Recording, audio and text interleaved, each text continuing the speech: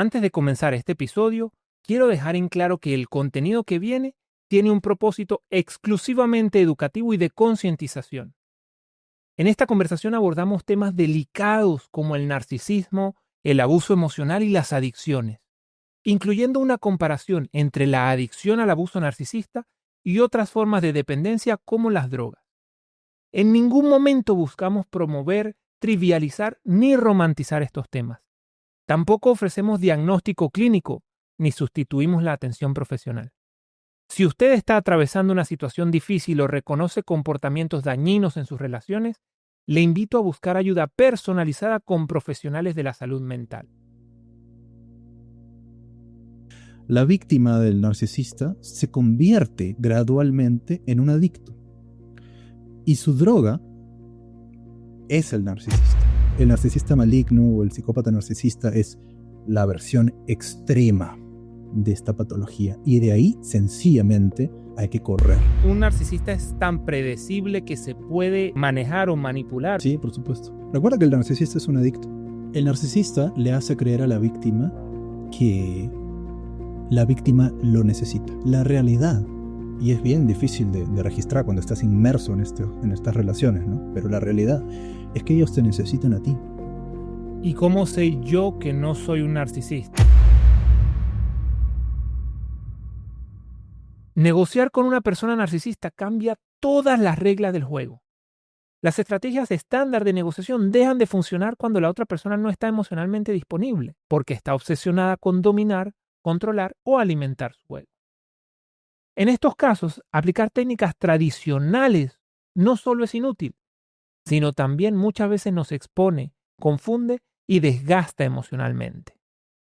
Renzo Santamaría es psicólogo clínico, psicoterapeuta y especialista en trastornos de la personalidad. Con él vamos a entender cómo se comporta un narcisista, cómo reconocer sus patrones y cómo protegernos cuando estamos frente a alguien que puede usar el vínculo como herramienta de poder. Este episodio está dividido en 4 partes. Primero, vamos a definir qué es y qué no es narcisismo y cómo distinguirlo de otros tipos de maltrato. Después, vamos a identificar los distintos tipos de narcisistas y las técnicas que utilizan en la vida cotidiana. En la tercera parte, Renzo va a describir el ciclo de abuso narcisista paso a paso. Y por último, nos va a compartir estrategias prácticas para saber cómo lidiar con una persona narcisista y hasta dónde vale la pena hacerlo. Este episodio no busca etiquetar ni juzgar a nadie. Su objetivo es educar, fortalecer y ayudar a tomar decisiones más conscientes, especialmente en contextos donde la negociación emocional puede volverse peligrosa. Y ahora sí, vamos a comenzar por una aclaración fundamental. No todo abuso es abuso narcisista. Eso fue lo primero que Renzo decidió aclarar. Los dejo con la conversación y espero que les ayude. Cuando pensamos en abuso, cuando la gente piensa en abuso, usualmente identifica escenarios como violencia física, abuso económico, abuso psicológico, verbal, abuso sexual, por ejemplo, ¿no? Y efectivamente todos estos escenarios son gravísimos y no les estoy quitando peso para nada. Pero el abuso narcisista es distinto porque implica un secuestro mental. Y quiero ser específico a qué me refiero con eso. El narcisista induce en la persona una serie de estados a partir de distintas formas de manipulación. Una de las primeras cosas que induce, por ejemplo, es un estado adictivo. Es decir, la víctima del narcisista se convierte gradualmente en un adicto. Y su droga es el narcisista. Entonces, desde ya, eso cambia todo el escenario, porque hace que, a pesar de que estés expuesto o expuesta a distintos formatos de abuso, sea muy difícil irte, porque estás atravesando un proceso adictivo, estás expuesto a momentos de cortisol elevado que se intercambian por momentos de dopamina elevada, y eso genera un loop adictivo en el cerebro. Y eso se da particularmente a partir de lo que en la clínica conocemos como refuerzo intermitente, ¿sí? Refuerzo intermitente esencialmente, y que es una de las estrategias por excelencia de estas personas, es: te doy amor, te retiro el amor. Te doy lo que necesitas, te lo quito, ¿no? Te doy esta incondicionalidad, este love bombing, esto que tanto anhelas. Voy a suplir tu necesidad emocional y luego voy a retirártelo así nomás. Y eso realmente enloquece a la gente. O sea, te vuelve adicto al proceso. Y es la misma estrategia que se hace o se utiliza en los casinos, por ejemplo. Ganas un poquito, pierdes un poquito. Ganas un poco más, pierdes un poco. Ganas bastante, lo pierdes todo. Y la persona se queda ahí. Se queda jugando, se queda apostando. Y esto induce un proceso adictivo. Entonces, cuando estamos hablando del abuso narcisista, lo primero que hay que notar es que en todos sentidos estamos hablando de una adicción.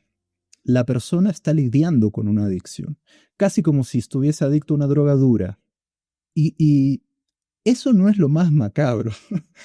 Lo más macabro, y distintos autores están empezando a hablar de esto, de hecho hay estudios en neurociencia, más o menos a partir del año 2010, sobre este fenómeno, ¿sí? Y es básicamente el fenómeno que ocurre o que acontece en escenarios, por ejemplo, como los cultos, las sectas, ¿sí? Y se llama entrainment o entraining. El entrainment básicamente se define como la repetición constante de palabras, ¿sí? De un mismo discurso.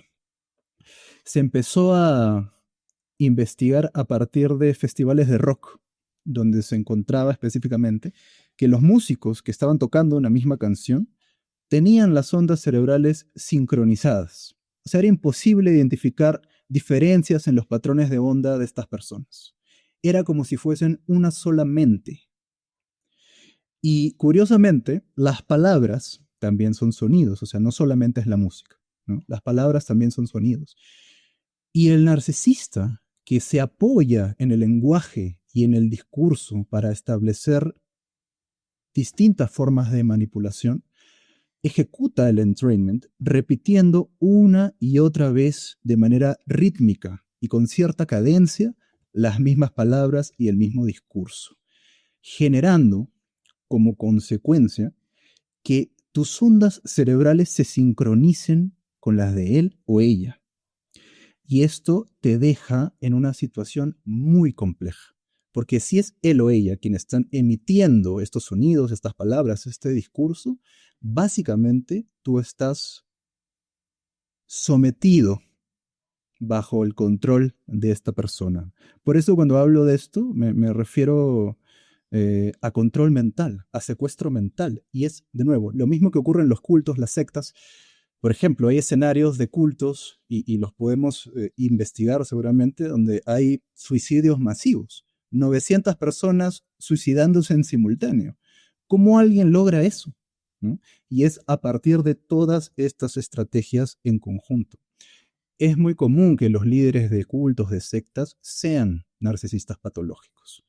Entonces vamos viendo cómo se distingue esto de distintos escenarios de abuso que, de nuevo, son escenarios serios, graves, problemáticos, pero el abuso narcisista es distinto. El narcisista, ¿cómo se ve? Desde una perspectiva, tú que eres psicólogo, que tienes experiencia, que has hecho terapia con mucha gente que se ha recuperado, que está sanando, ¿cómo se ve en la práctica, en la vida real, un narcisista? Eh, es bien importante esta pregunta porque es usual que las personas metan todo en el mismo saco, ¿no? Entonces, su ex les hizo algo malo, narcisista, ¿no? Alguien les mintió, los engañó, narcisista. Entonces, el problema con eso es que nos dificulta lo que tú dices, que es poder identificar con claridad qué es qué. Y es bien importante en ese sentido, sea psicólogo o no, ser precisos con lo que estamos diciendo, ¿no? Lo primero es que el narcisismo puede entenderse como un espectro, ¿sí? Entonces tienes el polo inicial del espectro y el polo final del espectro. Al comienzo del espectro nos encontramos con lo que distintos autores entienden como narcisismo saludable, ¿sí? Y a la gente no le gusta escuchar eso, pero es cierto, existe tal cosa como el narcisismo saludable. Es un remanente de puntos específicos del desarrollo infantil. El infante necesita, por ejemplo, cierta cuota de grandiosidad cuando es chiquito, cuando tiene 2 años, 2 años y medio, 3 años, para poder pensarse como un individuo y separarse psicológicamente de a pocos de la madre o de la persona que esté ejerciendo la función materna. Y esto es importante para que se empiece a constituir su personalidad, se empiece a constituir como alguien separado, que no sea eternamente dependiente, ¿sí? Un segundo punto es en la adolescencia. Los adolescentes también necesitan una cuota de grandiosidad para poder oponerse a los padres. Y es muy importante que se opongan a los padres, que se opongan a los mandatos familiares, a las creencias de la familia, y por eso existe el típico adolescente rebelde, porque es parte del proceso de desarrollo, porque esto les permite constituir una identidad separada del núcleo familiar. Ir y juntarse con sus padres, aprender de otros, aprender del mundo externo, ¿sí? Pero necesita cierta cuota de grandiosidad para hacer eso. De la misma manera, los adultos necesitamos cierta cuota de grandiosidad para lograr nuestras metas y nuestros objetivos, ¿no? O sea, tú y yo necesitamos cierto narcisismo saludable, por ejemplo, para poder hacer lo que estamos haciendo, para poder creer que podemos hacerlo y para poder creer que nuestro mensaje, a ver, tiene cierto valor, tiene cierto peso y que podemos transmitirlo a las personas. Entonces hay un lugar para el narcisismo saludable y se expresa, se sublima muchísimas veces desde la profesión, desde lo que hacemos, ¿no? Desde lo que pensamos de nosotros mismos. El problema está cuando estas características empiezan a rigidizarse. Nos movemos un poquito más allá en el espectro y nos encontramos con las personas que tienen rasgos narcisistas, ¿sí? Que van más allá de lo que entenderíamos como saludable, porque son más rígidos.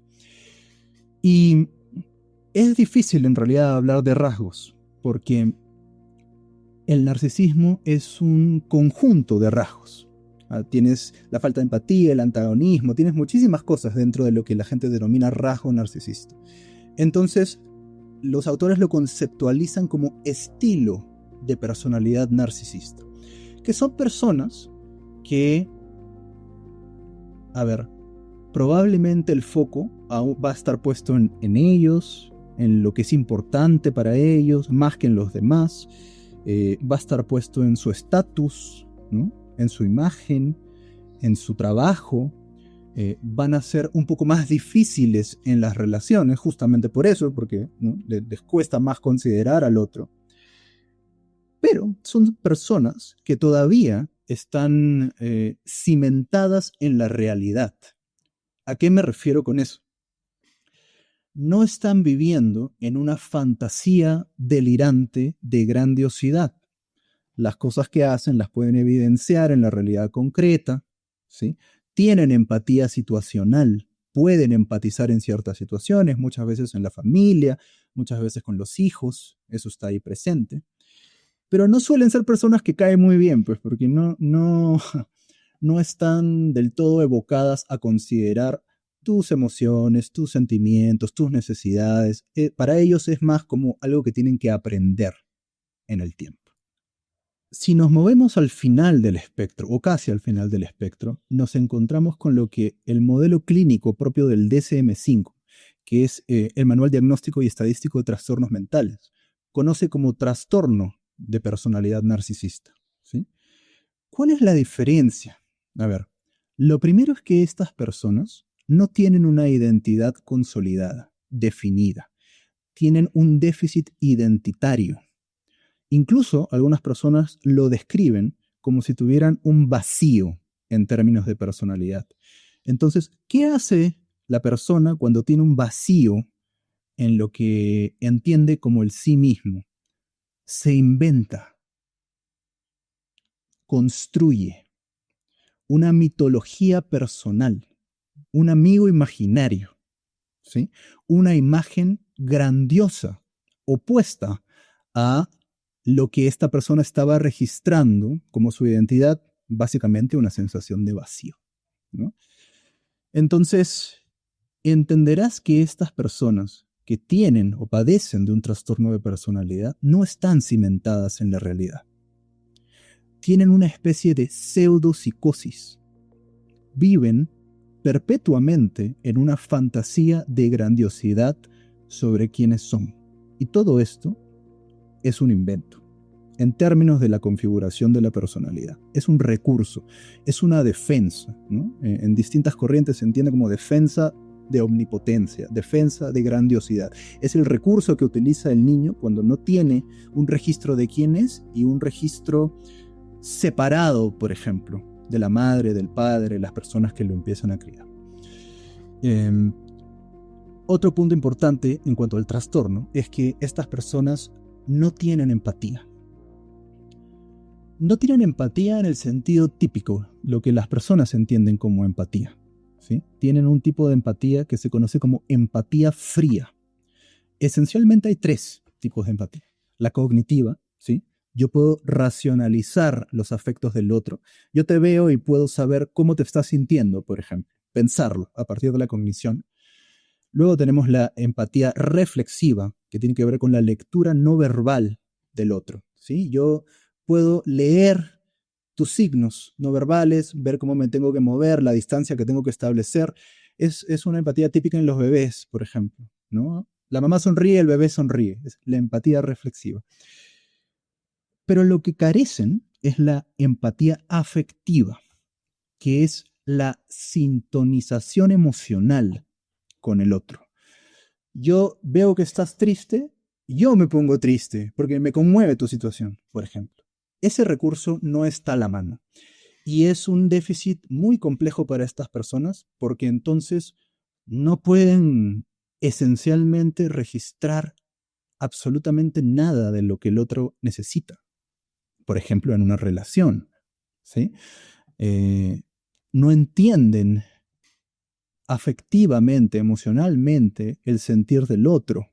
Y eso hace que básicamente, en muchas situaciones, no les importe, ¿no? La persona, su dolor, sus problemas, no les importa porque no hay registro. Otro problema particular de estas personas es que están parametradas a un patrón específico de relación, cosa que no ocurre en el estilo de personalidad narcisista. Las personas con un estilo de personalidad, como están cimentadas en la realidad, pueden moverse más libremente en sus relaciones, ¿sí? La persona con un trastorno de personalidad narcisista, no. Tiene que obedecer a una serie de parámetros, una serie de fases que necesita ejecutar en todas sus relaciones, no importa con quién. No importa si estamos hablando de sus hijos, su esposa, sus padres. Este es el patrón que van a seguir siempre, de distintas formas, en distintos ritmos y tiempos, pero siempre. Y es conocido hoy en día, gracias a la difusión que hay sobre esto, como el ciclo de abuso narcisista, que entiendo lo vamos a conversar un poquito después, pero se caracteriza por 4 fases: idealización, devaluación, descarte y hoovering, o reidealización, que es cuando vuelven, ¿no?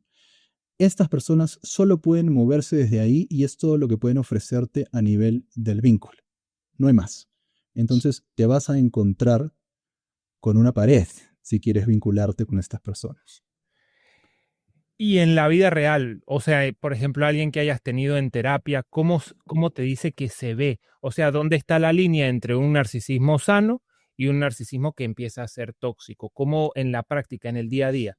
En la fantasía, en la fantasía. O sea, cuando la persona, por ejemplo, y es bien fácil reconocerlo, ojo, es bien fácil porque el narcisista grandioso esencialmente es un payaso.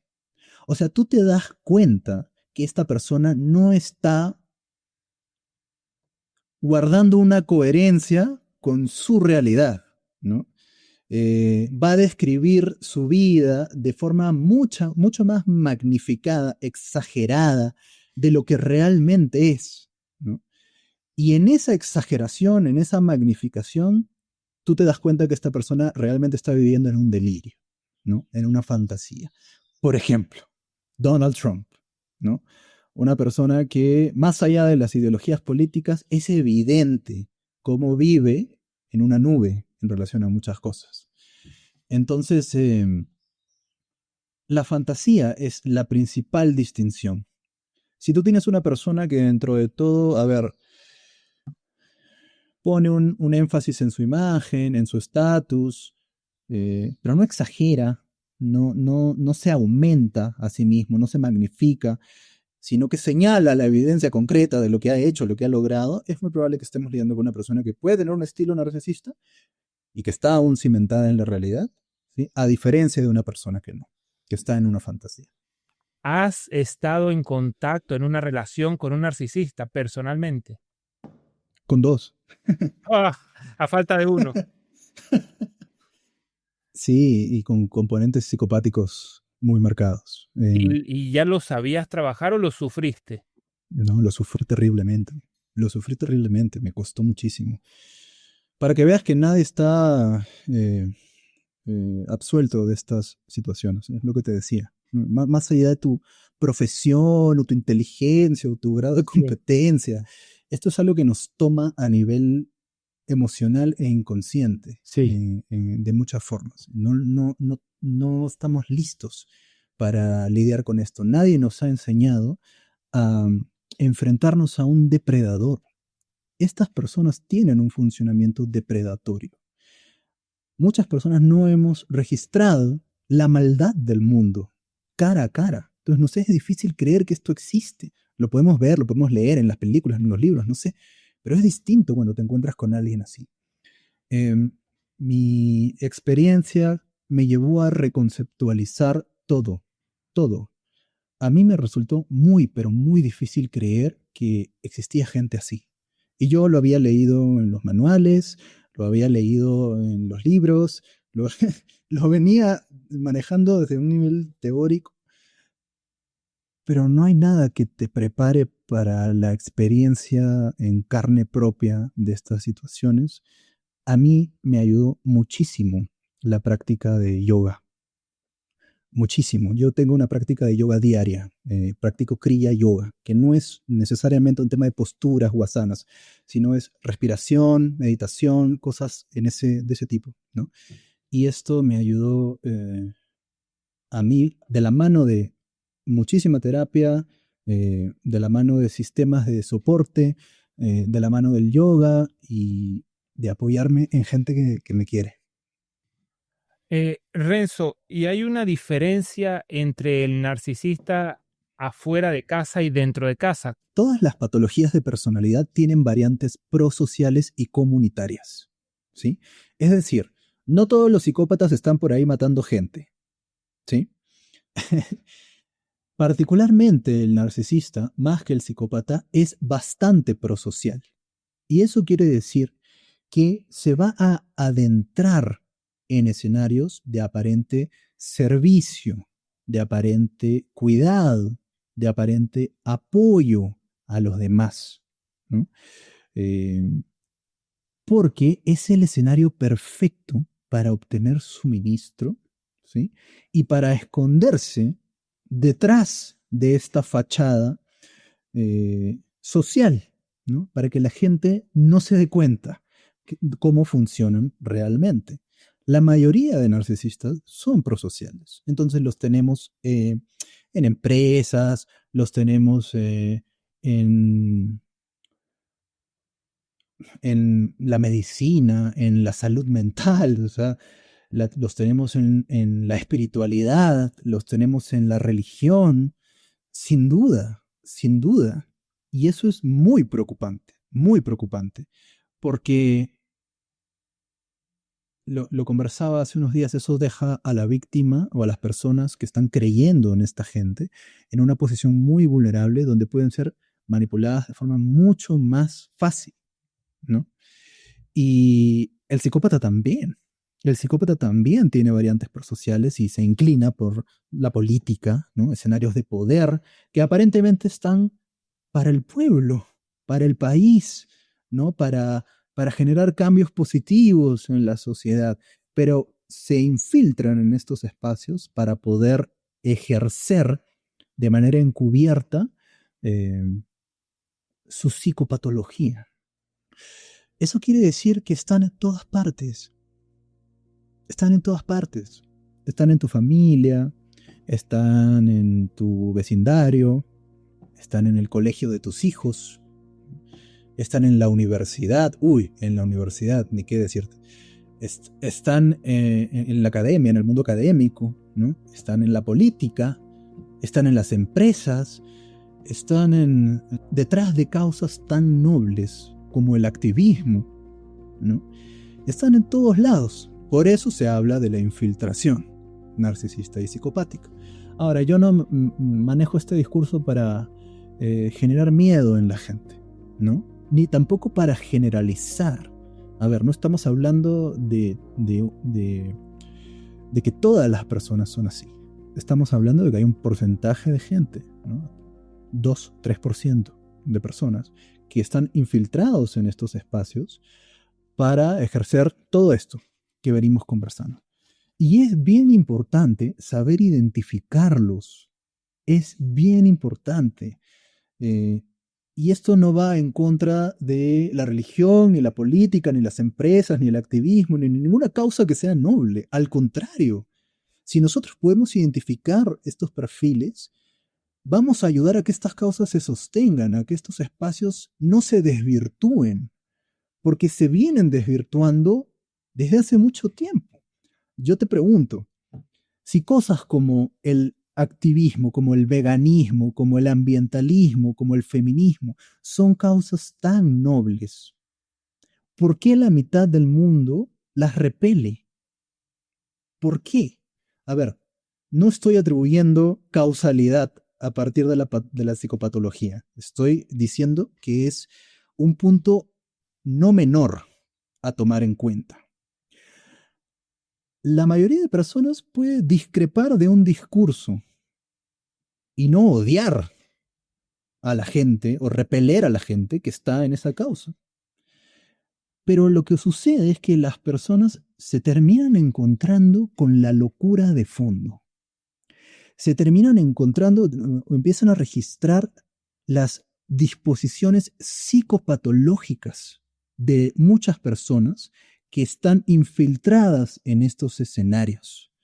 Y eso genera rechazo, porque cuando lidias con esta gente, no estás lidiando con gente racional, con gente con quien puedes dialogar, establecer puntos medios, grises, acuerdos. No, estás lidiando con personas que han encontrado el escenario ideal para ejercer su violencia, para sostener una hipermoralidad y a partir de ahí ejercer poder y control sobre los demás.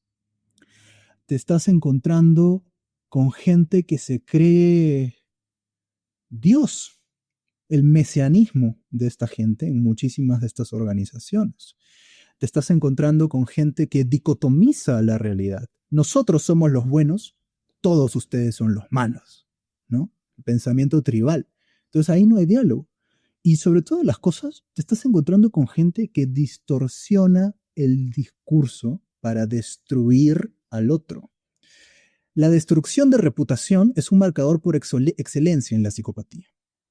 La distorsión del discurso también en estas patologías. Ya vamos entendiendo que necesitan distorsionarlo para posicionarse como los buenos y al otro como el malo.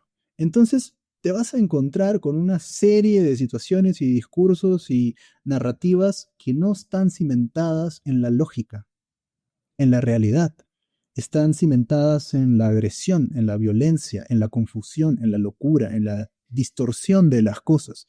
Y yo soy partidario de pensar que eso es lo que hace que la gente tenga tanto rechazo a estos espacios. No siendo esta la causa, ¿sí?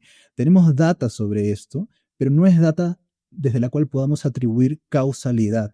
No es que las cosas se desvirtúen porque por ahí hay psicópatas y narcisistas específicamente, pero hay una influencia definitivamente. Y esto no es nuevo. O sea, a mí me sorprende que a la gente se le haga difícil entenderlo y aceptarlo. Esto viene ocurriendo hace muchos, muchos años, cientos de años. Está muy bien documentado en la historia la psicopatía en los líderes, ¿no? La psicopatía o el narcisismo en los gurús, en personas que están manejando países, ¿no? Hitler es el poster boy de la psicopatía, por ejemplo, y mira todo lo que hizo, ¿no? Entonces esto no es nuevo, solo que estamos empezando a ponerle nombre, a visibilizarlo. Es bien importante no caer en la generalización. De nuevo, quiero ser bien específico, no son todos, es un porcentaje de personas que hay que saber identificar para sostener estas buenas causas. Yo no estoy en contra de ninguna buena causa. Hay que cuidar estos espacios. Y la mejor manera de hacerlo muchas veces es sabiendo, generando conciencia sobre estos temas. Hasta ahora con Renzo hemos hablado de cómo identificar una persona narcisista. Y algo que me pareció fundamental es entender su comportamiento como una especie de secuestro emocional. Porque cuando uno está emocionalmente secuestrado, no puede pensar con claridad, y mucho menos negociar desde un lugar sano. Por eso es tan importante reconocer estas dinámicas. Ahora, le pido 58 segundos de su atención. Estoy haciendo todo lo posible para traer al podcast a expertos como Renzo. Y vienen más. Si considera que este episodio le aporta valor, le pido que le dé like y se suscriba. Así me ayuda a crecer. Y si me escucha por Spotify, que le pegue 5 estrellas al show. Y a cambio le prometo que voy a hacer todo lo posible para que este podcast sea mejor día a día. Les recuerdo, indispensable unirse a la comunidad de WhatsApp de Negociación desde Cero. Ahí comparto muchas cosas que no puedo decir públicamente en el podcast. Con solo 1 minuto al día leyendo lo que publico en el grupo, le aseguro que va a mejorar muchísimo tu forma de negociar.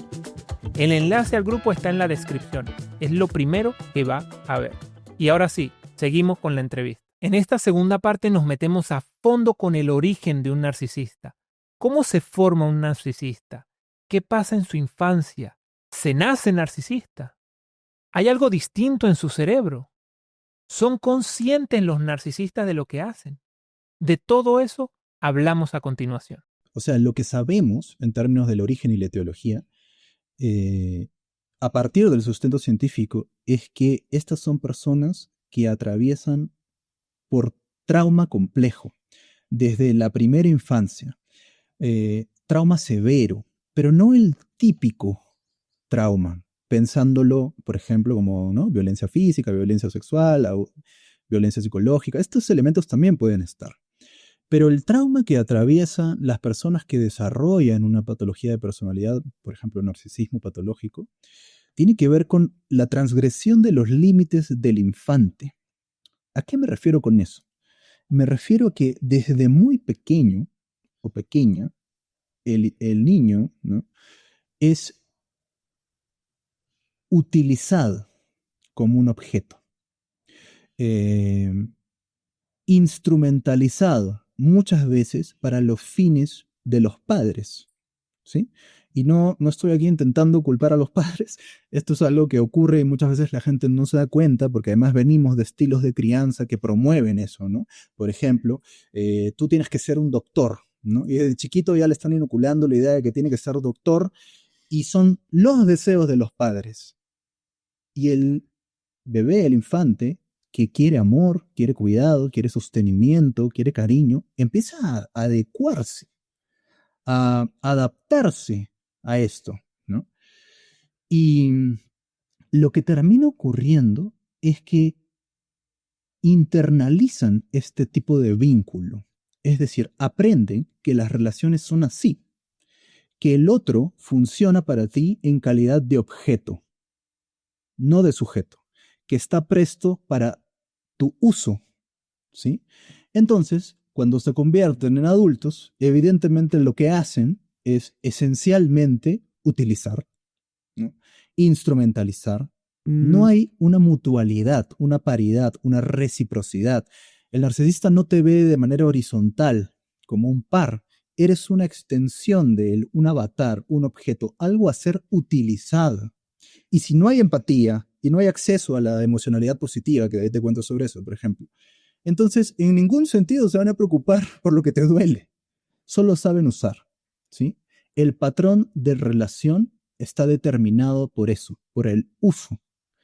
Es lo que aprenden desde muy chiquitos a partir del trauma al que son expuestos, y en este sentido, sin ánimos de justificar el dolor que causan, es bien importante entender que el narcisista es la primera víctima del abuso narcisista.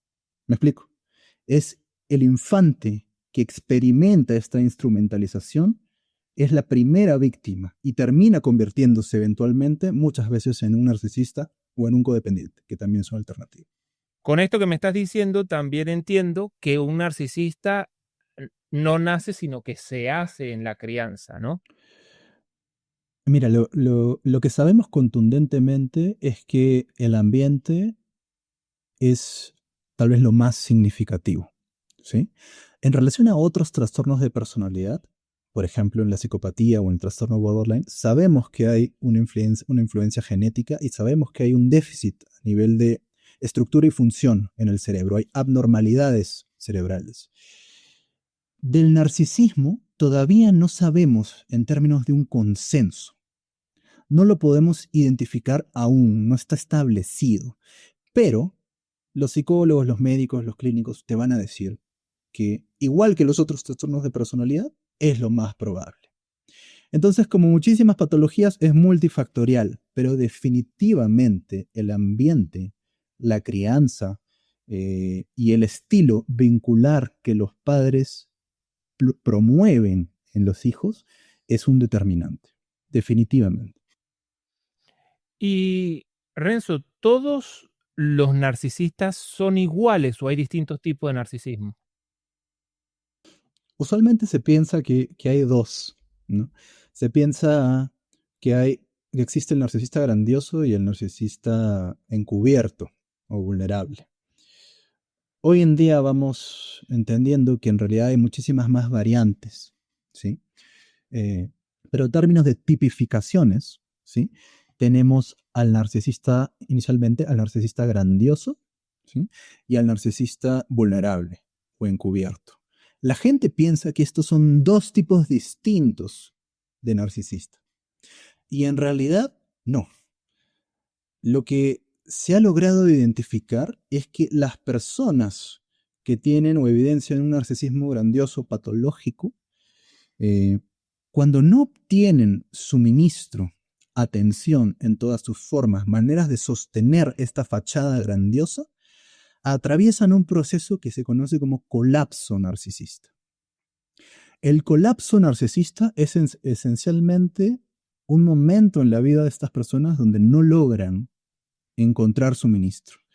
Eh, no sé, los botan del trabajo, su familia se aleja, el novio o la novia los dejan, ¿no? Entonces entran en esta espiral depresiva y no tienen acceso a aquello que, uno, los regula, porque el suministro los regula emocionalmente, y dos, aquello que los ayuda a sostener esta imagen grandiosa. Y colapsan y se convierten, momentáneamente tal vez, hasta que logren encontrar suministro, en un narcisista encubierto o vulnerable, que se sigue sintiendo superior, pero no lo expresa tan abierta y públicamente como el grandioso, sino que más bien recurre, por ejemplo, ante la falta de suministro, recurre a cosas como la autoaudiencia. Es recordar eventos pasados donde estaba en este momento de grandiosidad para sentir que aún tiene cierto suministro. Pero esencialmente esto no funciona, ¿no? La persona termina desregulándose, termina guardando un fuerte rencor y resentimiento al mundo, a la gente, a las personas que han estado cerca. Su rabia se expresa desde ahí, Mientras que el narcisista grandioso puede ser mucho más explícito con su agresividad, el narcisista vulnerable se vuelve pasivo-agresivo. Entonces, sutilmente te agrede y a veces uno no se da cuenta. Otro punto importante es que encuentran una manera de suministrarse a partir de la victimización, ¿sí? Y la victimización también es una forma de sostener su grandiosidad, ¿no? Porque uno no solamente puede ser grandioso por las cosas que logra, o por todo lo bueno, uno también puede ser la víctima más grande del mundo, ¿no? La víctima más víctima.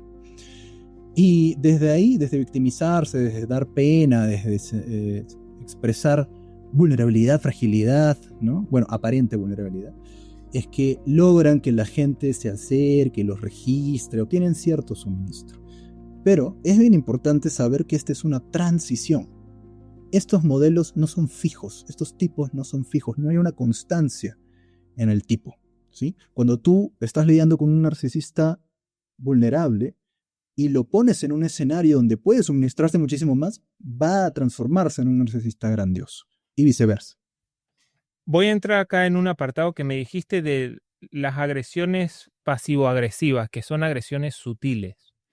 En las terapias que has tenido, en las experiencias que has escuchado, ¿cómo se ve una agresión sutil? ¿Qué comentario podría ser una agresión sutil?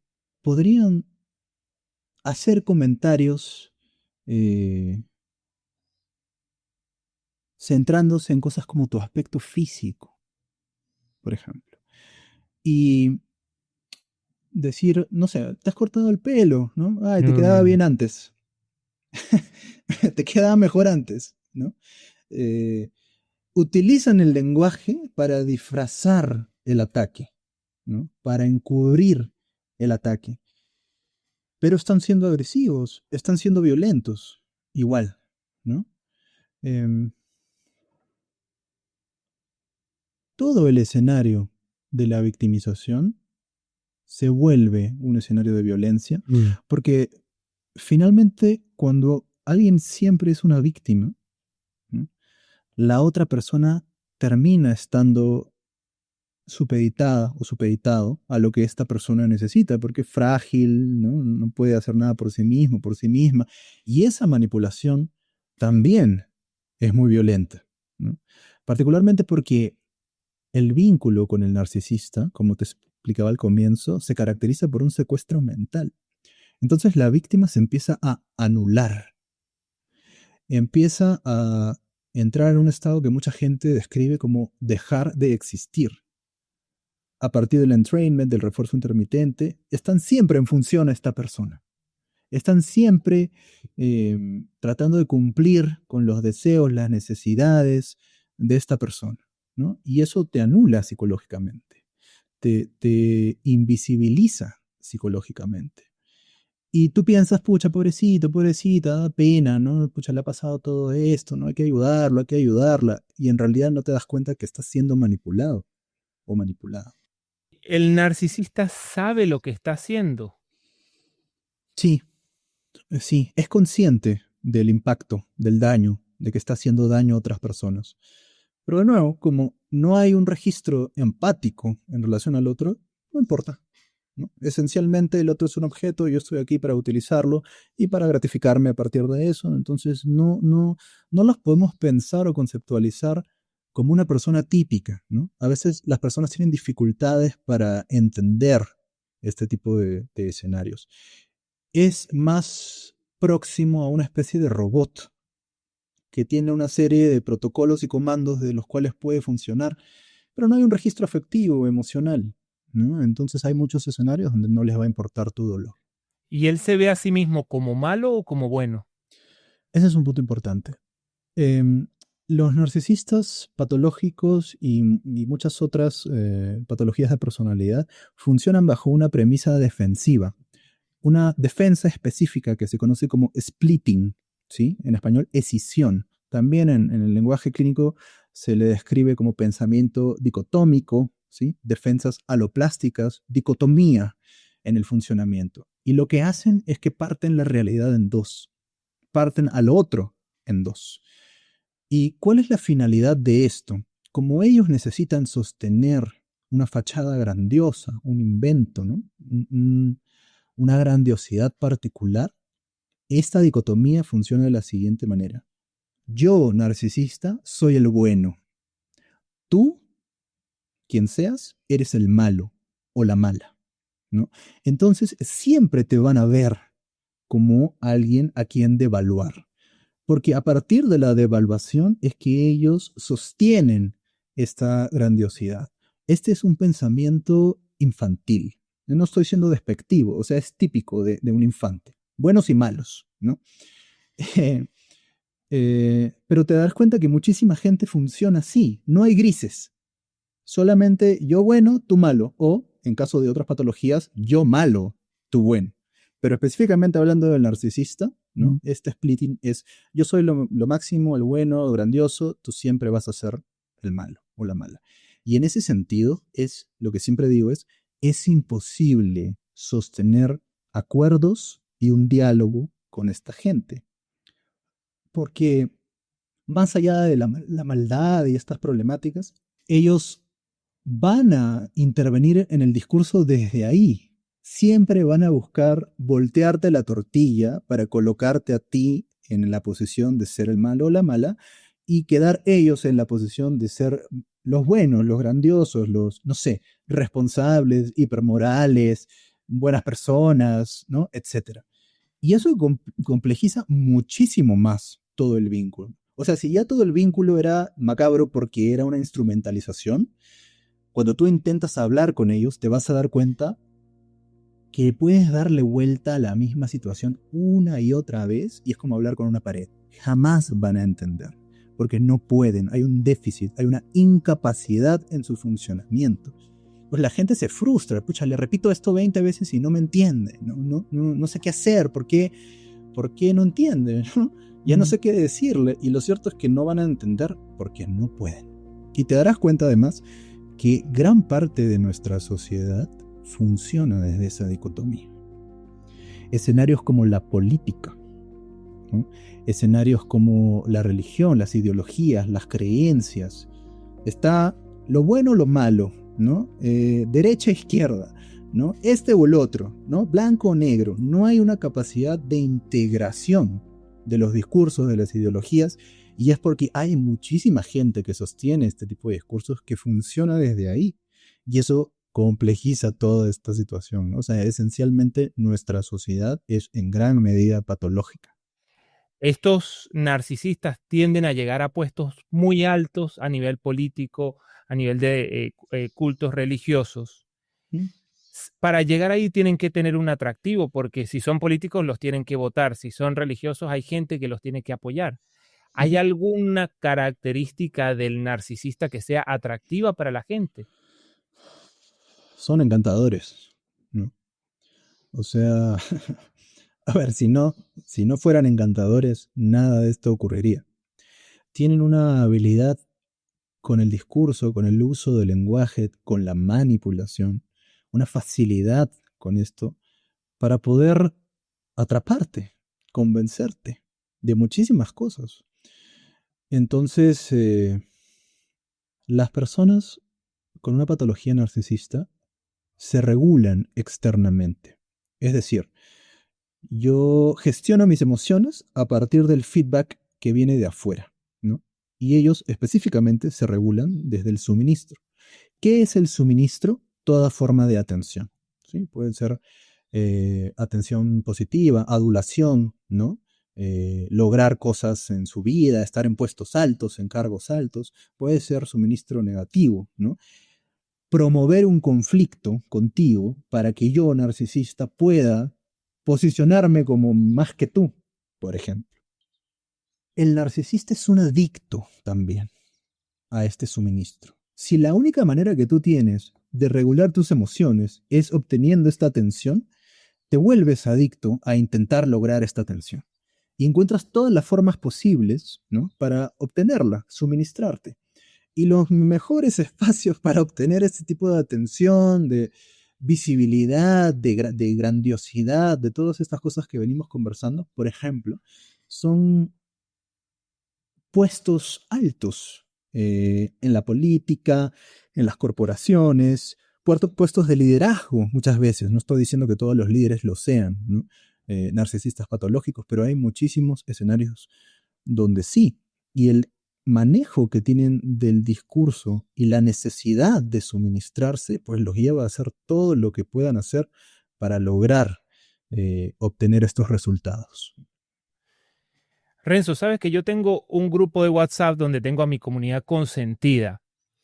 Ahí yo les avisé que ibas a venir y les di tu cuenta de Instagram y dije, pásenme las preguntas que quieren que les haga Renzo y con el tiempo que tenga se las voy a hacer. Hubo un comentario anónimo que me mandó una chica que dice así. Ella me dice que se ha sufrido mucho de abuso narcisista, pero muchas veces. Yeah. Ha tenido muchas parejas narcisistas y ella me dijo que ella tiene apego por narcisistas, que le parecen sumamente atractivos y por eso termina sufriendo, pero que no lo puede evitar. ¿Qué está pasando ahí? Hay ciertos perfiles que se sienten particularmente atraídos a las personalidades narcisistas. ¿Sí? No estoy diciendo que... porque a veces se piensa en esto de la atracción, ¿no? Nosotros los atraemos, ¿no? Y hacemos este match para curar nuestras heridas, ¿no? No, ese no es el caso. El caso, en realidad, tiene que ver más que con complementariedad, tiene que ver con premorbilidad, es decir, tus predisposiciones, tus vulnerabilidades que de alguna manera te pueden llevar a ser más vulnerable justamente ante estas personas y caer con mayor facilidad ante su manipulación, ¿sí? Pero hay dos perfiles específicos, uno en realidad, ¿no? Que se suelen sentir más atraídos a la patología narcisista o a la personalidad narcisista, y ese es el perfil borderline, ¿sí? O el perfil codependiente. Y es específicamente al narcisista grandioso, porque en esta grandiosidad, estas personas pueden encontrar cierta estabilidad. La patología borderline, la patología centrada en la codependencia, está caracterizada por una profunda desregulación emocional, ¿sí? Las personas no son capaces de regularse, de hecho necesitan al otro para regularse. El narcisista necesita el suministro, el borderline necesita al otro, particularmente el vínculo de pareja, se regula con el otro. Y esto termina generando, ¿no?, que en esta grandiosidad, en este estatus, en este poder, estas personalidades, muchas veces codependientes, y hay libros sobre esto, la pareja narcisista borderline, lo pueden buscar, y está en uno de mis reels también. Estas personas encuentran cierta certeza, ¿no?, cierta tranquilidad en los logros de la personalidad narcisista, al menos inicialmente. Sienten que esta persona puede ayudarlos, salvarlos, estabilizarlos, ayudarlos a regularse, etc. Pero en la medida que se van adentrando en el vínculo y en la medida que vamos más allá de la fase inicial de la vinculación narcisista, que es el love bombing, ¿no?, donde hay un amor incondicional, básicamente, estas personas experimentan pues la devaluación, experimentan el abandono, el descarte, ¿no?, y son nuevamente inducidos en una adicción. Pero es mucho más complejo para estas personalidades, porque si tú necesitas al otro para regularte, si tú tienes un fuerte miedo arraigado al abandono desde ya, no todo el mundo lo tiene, si tú necesitas tal vez vicariamente nutrirte de esta grandiosidad, de este poder, de este estatus que te muestra el narcisista, entonces vas a terminar quedándote a pesar del abuso, del maltrato en este tipo de relaciones. Y de hecho esta diada narcisista borderline es una de las relaciones más difíciles de terminar. Más difíciles. Estas personas pueden estar juntas abusándose mutuamente años. O sea, es muchísimo tiempo. Ojo, estoy hablando de una situación específica. No estoy queriendo generalizar y decir que todas las personas necesariamente caemos en eso. Pero hay ciertos perfiles que pueden sentirse más atraídos por narcisistas. Y ahora que ya estás entrando ahí, yo quiero hablar sobre el narcisista en una relación. Primero, cómo entra, después, cómo va cambiando y después, cómo es al final de la relación. Cuando estamos en contacto por primera vez con un narcisista y hay como un chispazo, una atracción. ¿Qué es lo primero que hace un narcisista? Para esto necesito remontarme un poco a lo que te contaba al inicio sobre qué ocurre en el escenario infantil. El infante, 2 o 3 años, está intentando separarse psicológicamente de la madre. ¿Sí? Pero cuando es sometido a este trauma que hemos descrito, a estas situaciones, estos déficits que venimos describiendo, no logra esa separación psicológica, que es tan importante, es constitutiva de la personalidad, de que el bebé se sienta un individuo. Si no, se mantiene perpetuamente en un estado de simbiosis, ¿sí? Con la figura materna en términos de la personalidad y la configuración interna, no es que esté todo el día pegado necesariamente, ¿no? Entonces, este infante falla en la separación psicológica y se convierte en un adulto que intenta constantemente en sus relaciones lograr esta separación. Es un intento de replicar el escenario infantil y concretar lo que no se pudo concretar. Es como un software que está predeterminado. El narcisista busca madres para poder separarse, ¿sí? Pero si vemos este escenario en la adultez y particularmente en las relaciones de pareja, es un escenario muchísimo más hostil, porque al comienzo van a amarte con la incondicionalidad con la que amarían a su madre, ¿sí? Van a amarte como si tú fueses lo único que existe, la persona más perfecta, eh, sin falencias, sin problemas, como si tú fueses pues esta versión también idealizada de ti, ¿no? Te idealizan. En realidad se idealizan ellos mismos también a partir de idealizarte a ti. Es una coidealización. Entonces, esta incondicionalidad, esta idealización que se conoce como love bombing, ¿no? Te llenan de afecto, regalos, presencia, cuidados, te hablan bonito, etcétera, etcétera. Eh, es un momento profundamente seductor y adictivo para la víctima, ¿no? Porque la víctima se encuentra con una versión idealizada de sí mismo o de sí misma, esta versión perfecta de ti, que ves a través de los ojos del narcisista. Y es bien difícil desenamorarte de eso, soltar eso, ¿no? Tú también te sientes, wow, sí, soy lo máximo, por fin, ¿no? Esto que faltaba, ya encaja. Esta persona es lo máximo, cumple todos los checks, con él, con ella me quiero casar, ¿no? Y muchas veces te dejas llevar por esta sensación. Pero todo lo que sube tiene que bajar. Y si el narcisista, estamos entendiendo que el objetivo relacional del narcisista es separarse de ti, dejarte, necesita encontrar estrategias para bajarte de ese pedestal en el que te has subido, ¿sí? Porque así nomás no dejas a alguien tan grandioso, pues, ¿no? Sería una locura.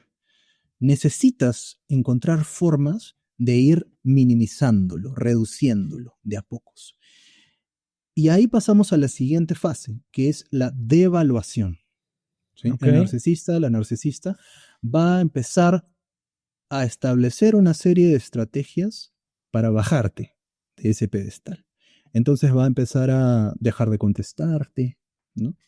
Se va a empezar a desaparecer un poco más, te va a empezar a hablar seco, te va a empezar a retirar el afecto, ya no va a querer pasar tanto tiempo contigo, va a empezar a hablarte más feo, ¿no? Por ahí que te empieza a ser más despectivo, más despectiva, ¿no? Empieza a etiquetarte de cosas, ¿no? Ay, estás loco, estás loca, ¿qué te pasa? ¿No? tú siempre con tus problemas, y empiezan a utilizar el lenguaje y la distancia y retirando el afecto además para bajarte de esa idealización. Y solo a través de esa estrategia es que pueden pasar a la tercera fase, que es el descarte, ¿no? Por fin, por fin te abandono, por fin te dejo, por fin puedo separarme de ti y ser un individuo. Todo el proceso es un proceso simbiótico. El narcisista intenta inducir en ti una simbiosis, una cohesión. En la clínica se conoce también como enmeshment, ¿sí? Intenta que sean un solo individuo, como eran inicialmente el bebé y la madre, ¿sí? Pero dejarte, abandonarte, les genera a ellos una disonancia cognitiva. Porque yo sé que se habla de la disonancia cognitiva de la víctima, pero el narcisista también experimenta una disonancia cognitiva.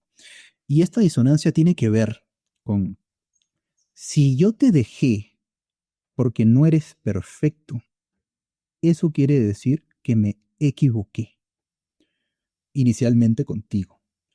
Y si yo me equivoqué, quiere decir que no soy grandioso. Quiere decir que no soy perfecto. Quiere decir que no soy esto que tengo que sostener constantemente frente a la gente. Eso no puede ser. Entonces lo que hacen es que regresan en un intento de reconciliar esa disonancia. Y a este momento, que es el último momento del ciclo de abuso, se le conoce como hoovering o reidealización. Vuelven e intentan nuevamente reconquistarte, reconectar contigo, A la volver a establecer. mierda.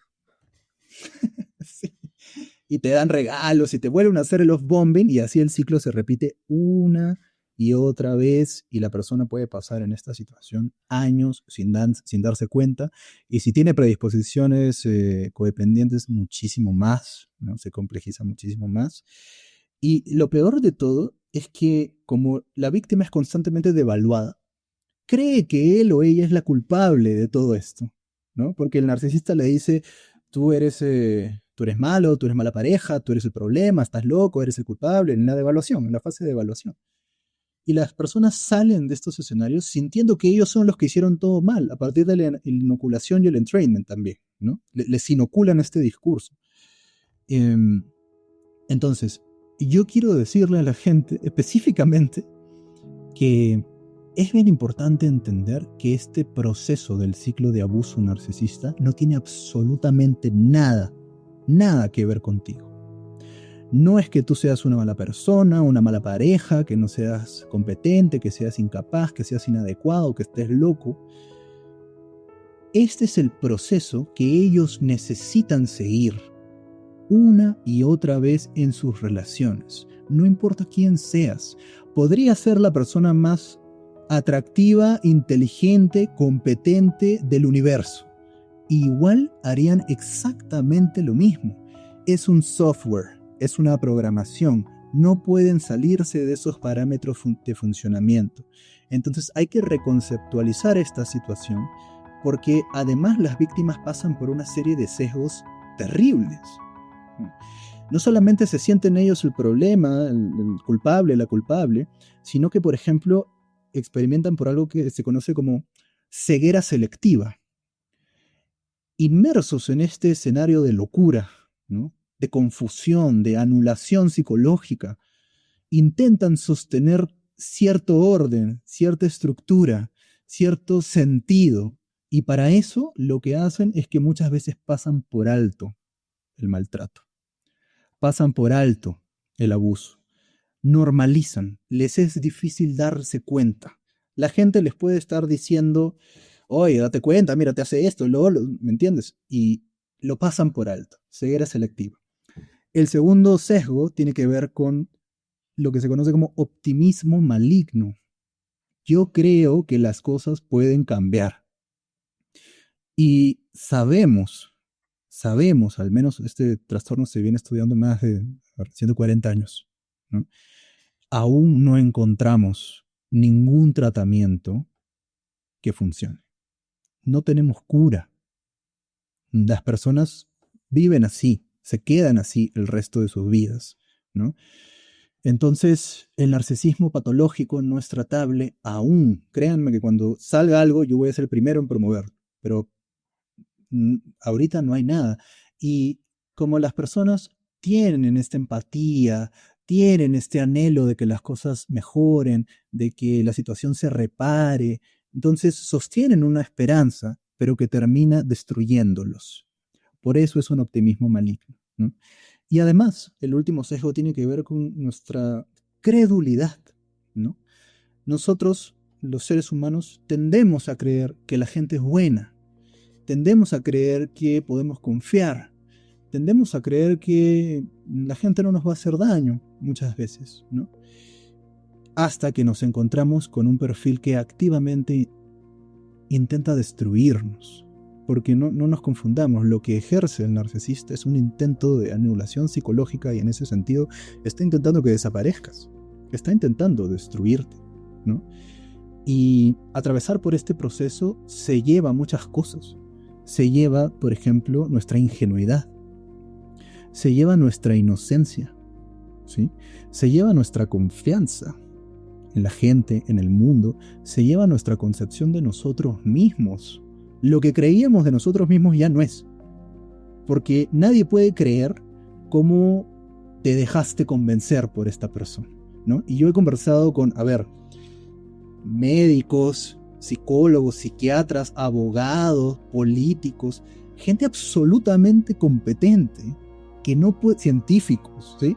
Que no puede explicarse todavía cómo es posible que se hayan dejado convencer y manipular por esta persona, ¿no? Entonces, este proceso se lleva todas estas cosas y más. Y por eso es tan complejo, volver a reconstituirnos como individuos, porque si somos inducidos a una desaparición psicológica, básicamente tenemos que volver a empezar. Yeah. A ver, hombres y mujeres.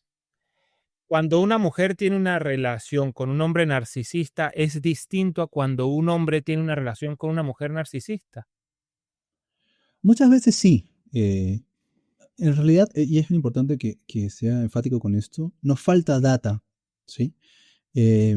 Los estudios sobre narcisismo se han hecho muchas veces desde el narcisismo grandioso, porque es el modelo que presentaba el DSM-5, ¿no? Inicialmente. Pero hay tantas variantes que no son consideradas, ¿no? Entonces se pensaba inicialmente, sí, que los hombres, por ejemplo, exhibían más esta patología que las mujeres. Y todavía se considera esto.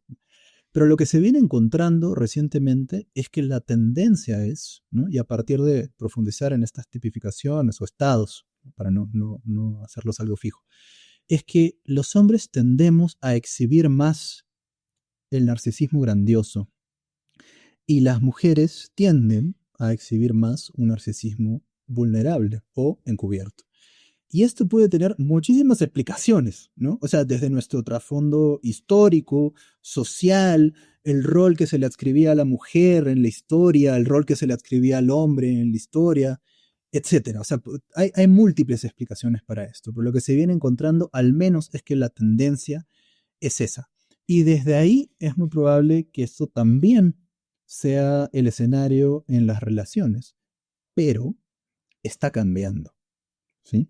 Con las redes sociales, con el reposicionamiento de la mujer en la sociedad, con, distintos elementos y variables. Hoy en día, las mujeres también están evidenciando un narcisismo grandioso y los hombres también están evidenciando un narcisismo encubierto o vulnerable. Entonces, se pueden dar las dos situaciones, ¿no? Quedé muy sorprendido con una observación que nos hizo Renzo. Las víctimas están sesgadas. Y es cierto, muchas veces resulta muy difícil ver lo que nos está pasando. Y hay personas desde afuera que lo ven con total claridad. Y sin embargo, nosotros desde adentro no podemos verlo. ¿Por qué? Porque estamos emocionalmente sesgados por la experiencia de ser víctima. Y reconocer esto no es un signo de debilidad, al contrario, es el primer paso para empezar a salir de esta dinámica. Ahora vamos a entrar en la parte final del episodio. Aquí, Renzo nos va a compartir herramientas concretas, cómo lidiar con un narcisista y hasta qué punto es posible hacerlo sin perderse a uno mismo. También vamos a hablar de las señales de alerta, esas que nos indican que ya es momento de decir basta. Y por último, Renzo nos va a guiar en algo fundamental, cómo empezar a sanar después de una relación tan traumática. Tú sabes reconocer un narcisista y sabes cómo funciona el ciclo, lo puedes identificar, lo puedes ver. En caso de que te encuentres a un narcisista, ¿pudieras aplicar alguna técnica para terminar manejándolo o que él haga lo que tú quieres que él haga? O sea, un narcisista es tan predecible que se puede manejar o manipular, ¿o no? Sí, por supuesto. Recuerda que el narcisista es un adicto. El narcisista le hace creer a la víctima que la víctima lo necesita o la necesita. No. La realidad, y es bien difícil de registrar cuando estás inmerso en estas relaciones, ¿no? Pero la realidad es que ellos te necesitan a ti. Tú eres el objeto que les proporciona eso que ellos necesitan, y lo que ellos necesitan y a lo que son adictos es el suministro narcisista, ¿no? Entonces, uno puede aprender a gestionar el suministro, ¿no? Y no estoy diciendo que este sea el escenario ideal. Estoy diciendo que esto es algo que puedes hacer en ciertos momentos, cuando no te puedes zafar de esta relación y necesitas sobrevivir, ¿no? Cuando hacen algo que tú quieres, puedes suministrarlos, ¿no? Dándoles atención, adulándolos, no sé, hablando bonito de ellos, por ejemplo, felicitándolos, etcétera, ¿no? Cuando hacen algo que está mal, que es dañino, que no quieres, puedes retirarles el suministro, ¿no? Ahora, eso probablemente tenga consecuencias, ¿no? Pero, de alguna manera, te da cierta posibilidad de control. Y cuando digo control, no me refiero a controlarlo a él, me refiero a control sobre la situación que estás viviendo, una sensación de que hay cierta estabilidad, ¿no? De que no todo es caos. Y el narcisista funciona muchísimo desde ahí, ¿no? Conductualmente.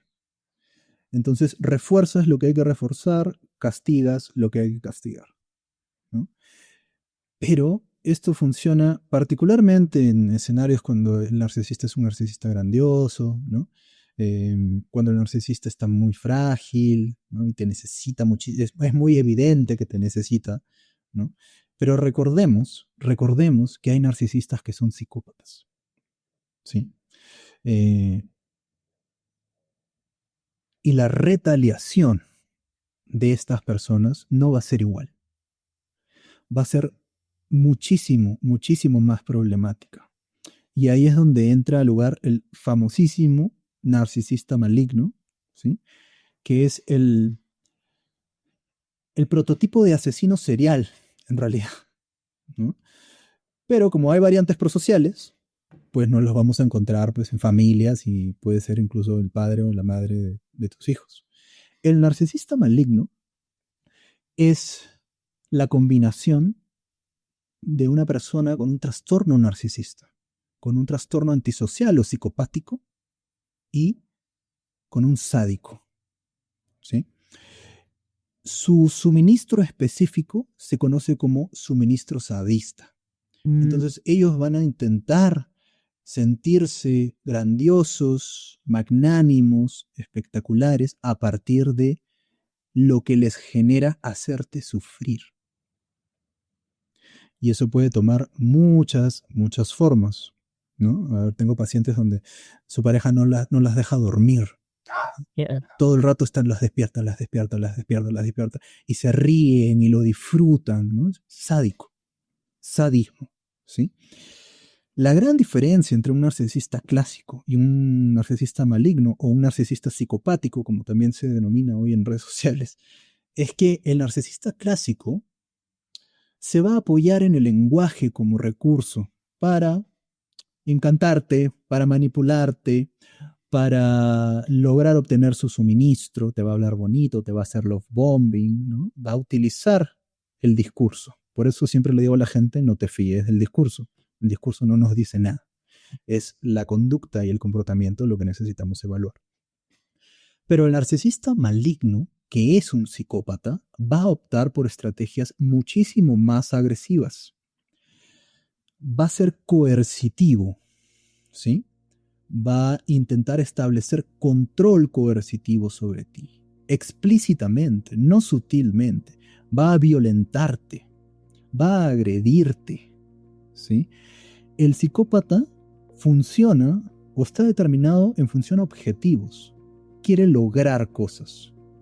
Entonces va a hacer todo lo que tenga que hacer para lograr la adquisición de este suministro. Y en ese sentido es muchísimo más problemático y pone incluso en peligro tu vida. Estamos hablando de un psicópata, ¿no?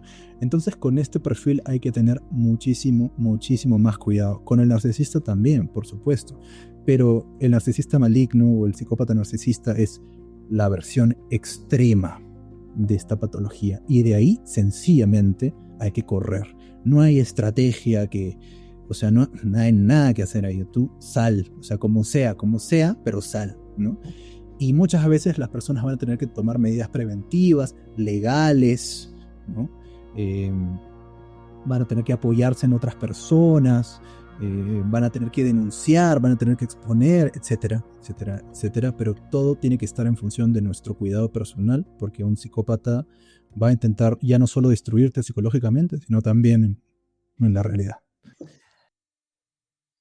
¿Hay algún momento en el que el abuso es tan grande que le puede a nuestra necesidad de cuidar al otro y decimos, no, ya acá nos tenemos que ir? O sea, hay un punto en el que no se puede aguantar más, porque yo sé que a veces, bueno, no sé, el narcisista es el papá de mi hijo o es mi hermano y no es tan fácil separarnos, pero hay un punto donde ya no importa que sea mi mamá, no importa que sea mi hermano, me tengo que separar.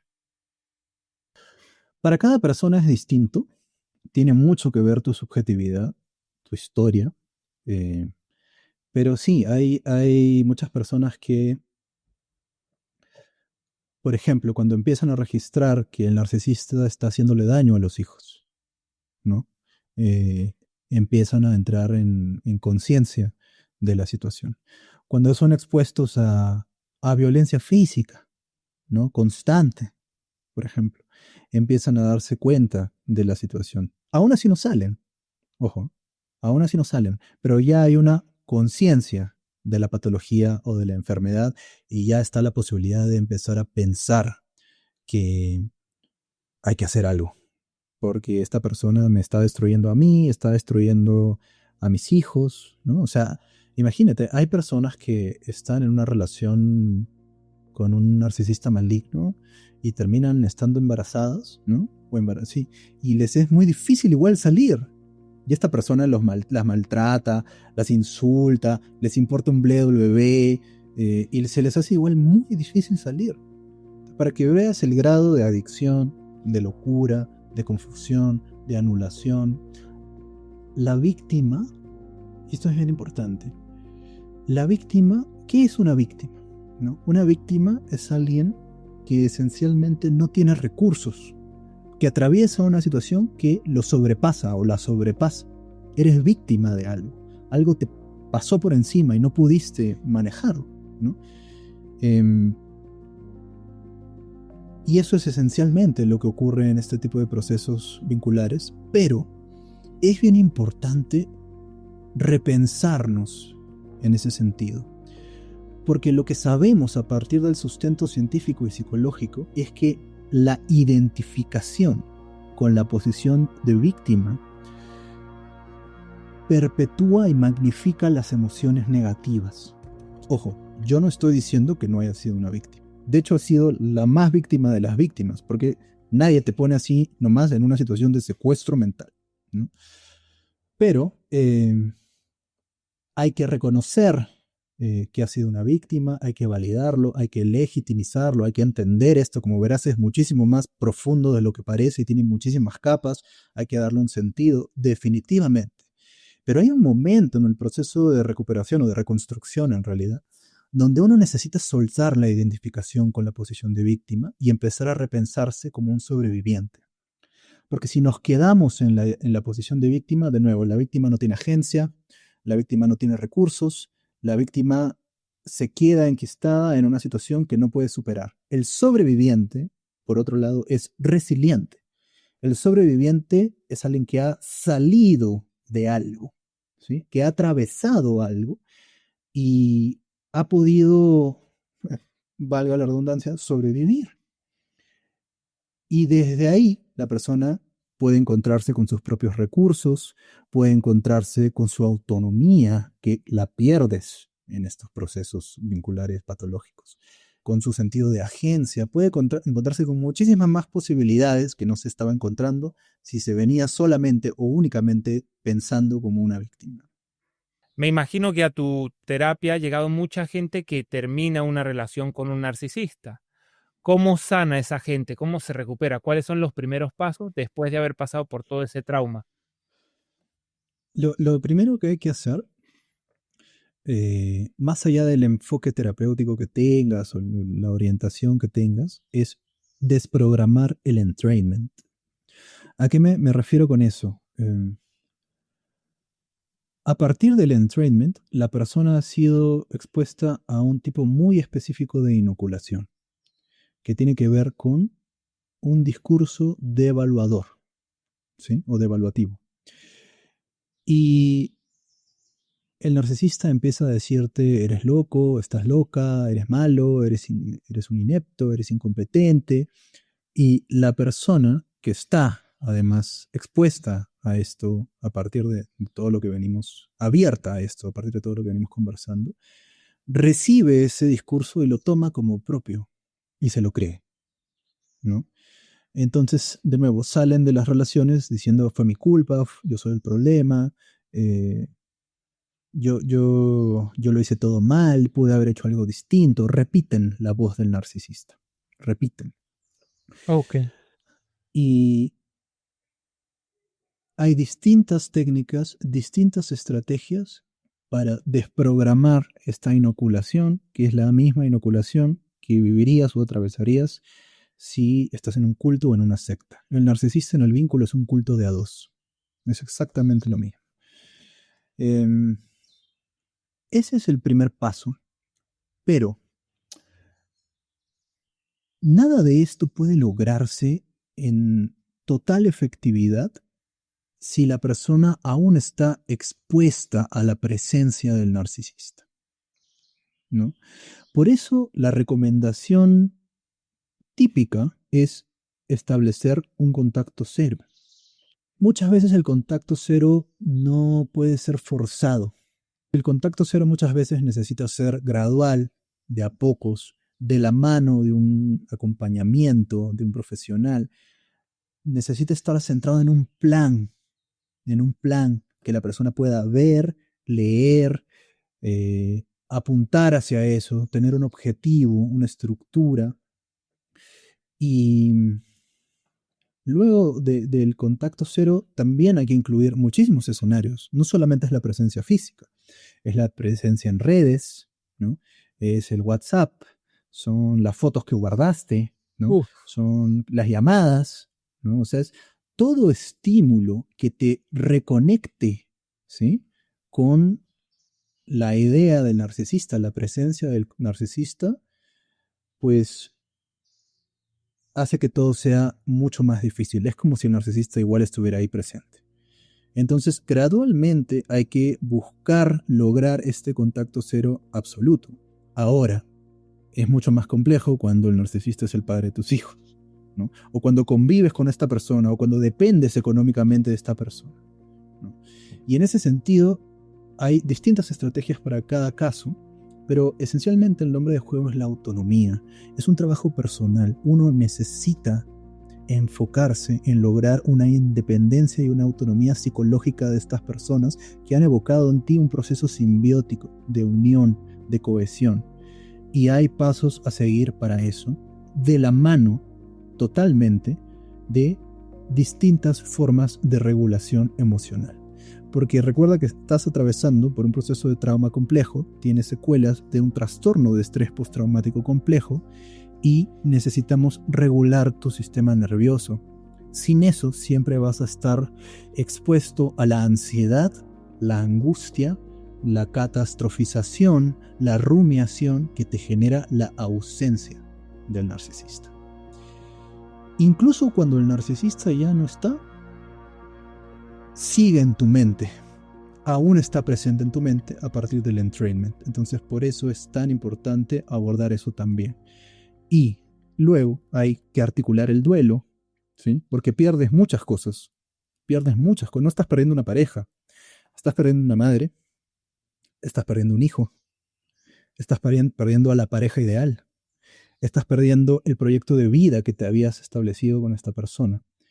Y estás bien loca, estás perdiendo a la versión idealizada de ti, a ese que el narcisista te hizo ver, a esta versión perfecta de ti, a lo que sentías cuando estabas con él o con ella. Y esa es una de las cosas más difíciles de soltar y de articular en un duelo, ¿no? Entonces, todo esto hace que básicamente una persona tenga que reconstruirse. No hay una recuperación aquí. No vas a ser el mismo.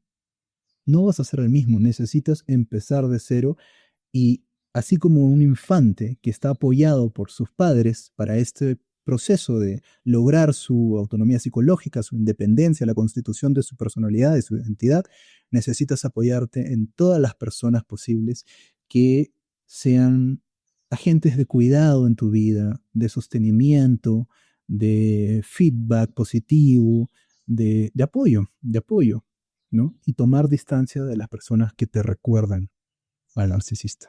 Y si yo termino una relación con un narcisista, ¿hay posibilidad de que yo me vuelva un narcisista o no?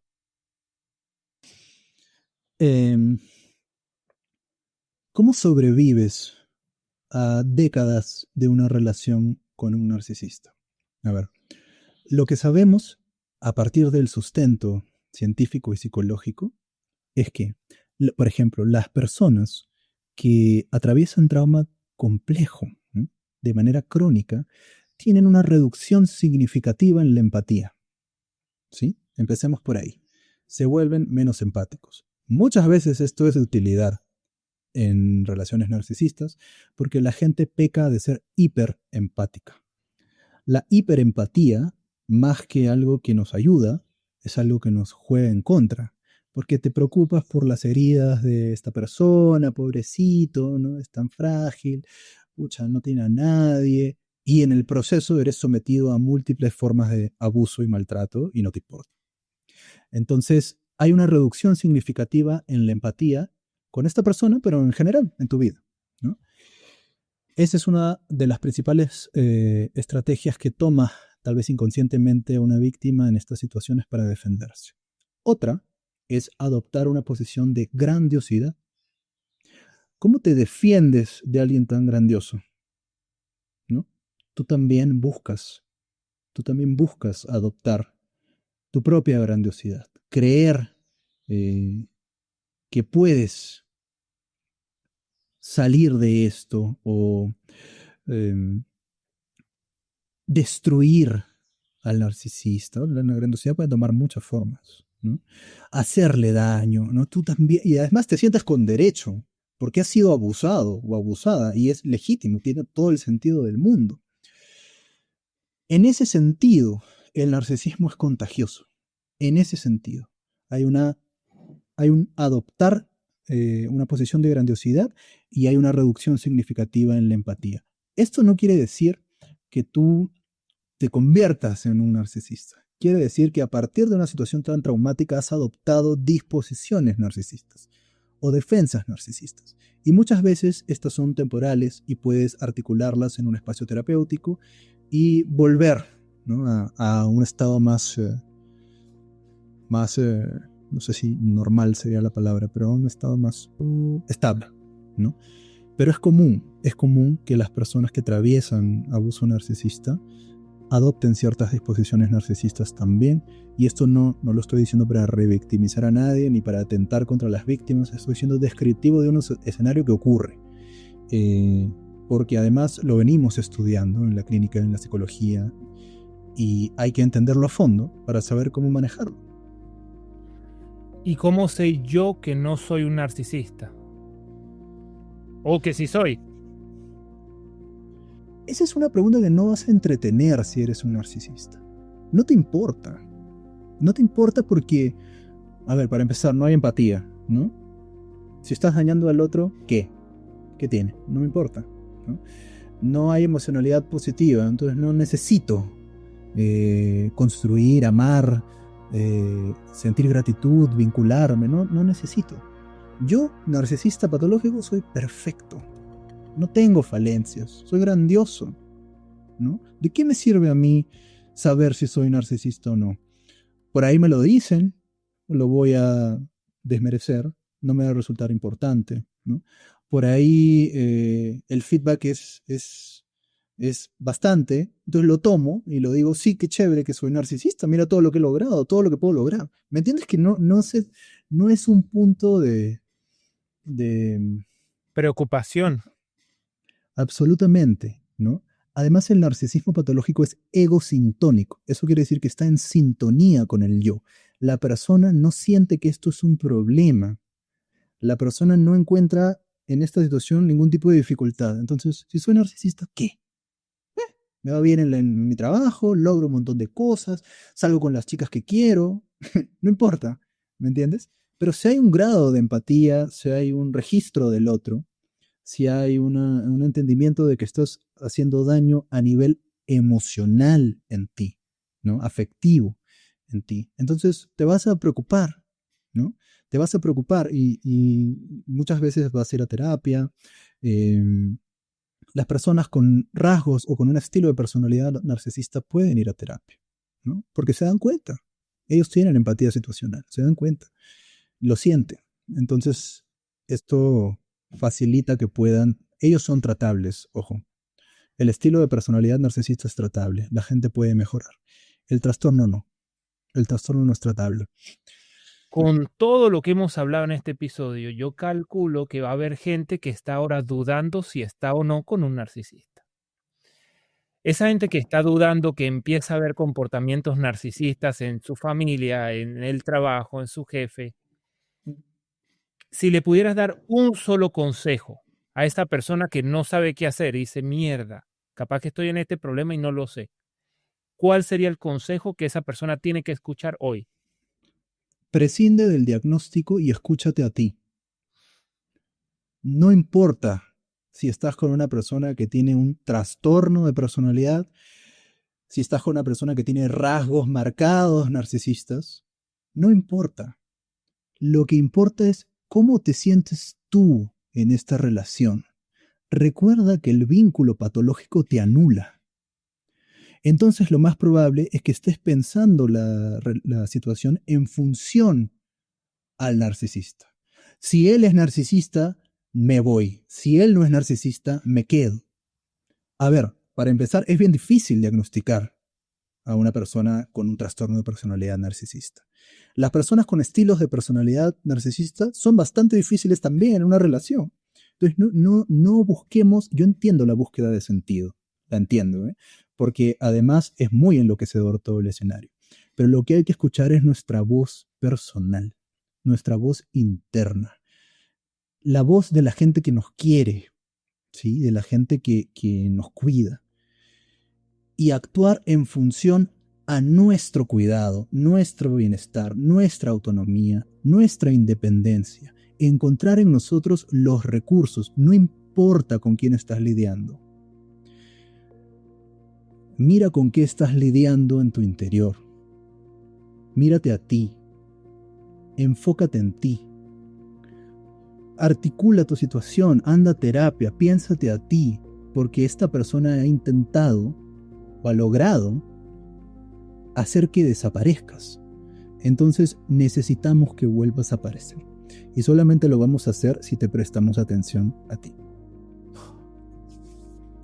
Yo creo que con esa respuesta no hay más nada que agregar. Y si alguien te quisiera contactar para hacer terapia o tus redes sociales, ¿cómo te contactan? Me pueden encontrar en cualquier red como Sic de psicólogo, PSIC, Renzo Santamaría. Pueden poner mi nombre también en las distintas plataformas y seguro les va a aparecer mi cuenta, ¿no? Ahí compartimos muchísima información precisa. Mi intención o mi causa tiene que ver con ser preciso, porque si metemos todo en un mismo saco, jamás vamos a entender realmente cómo lidiar con cada perfil específico. Entonces, ahí yo intento sostener una profundidad particular sobre este tema, entrevistar, conversar con distintos expertos y bueno, lo vengo estudiando hace mucho, así que ahí lo pueden encontrar. Y los links van a estar en la descripción de este episodio para el que lo quiera contactar. Bueno, Renzo, muchísimas gracias por tus opiniones, muchísimas gracias por el tiempo que dedicaste. Estoy muy agradecido y no queda más que despedirme y ojalá nos podamos ver en el futuro. Claro que sí, con gusto y muchísimas gracias por la invitación y siempre a disposición de una buena conversación. Me alegra que esto se esté hablando. Gracias, Emma.